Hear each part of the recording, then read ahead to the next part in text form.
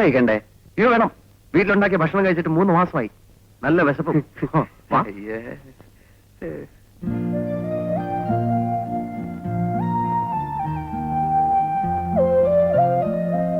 എന്തൊരു വാടകയാ ഇപ്പൊ വീടിനൊക്കെ.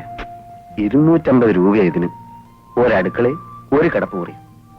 ഞങ്ങൾ 3 ആളും ഒരു മുറിയിലാ ഇവിടെ കിടക്കുന്നത്. ബോംബെയുമായി തട്ടിച്ചു നോക്കുമ്പോ ഇത് സ്വർഗമാ. അവിടെ ഇത്രയും പോലും ഇല്ല, ഒരു കൊച്ചുമുറി. അവിടെ ഞങ്ങൾ 8 പേര് ഒന്നിച്ചാ കിടന്നിരുന്ന്.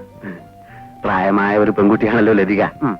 അവൾക്കൊരു പ്രൈവസി കൊടുക്കാൻ എനിക്ക് സാധിക്കുന്നില്ല. നിങ്ങൾ 8 പേര് ഒരുമിച്ചെന്ന് പറഞ്ഞാൽ ഒക്കെ ആണുങ്ങളായിരിക്കുമല്ലോ.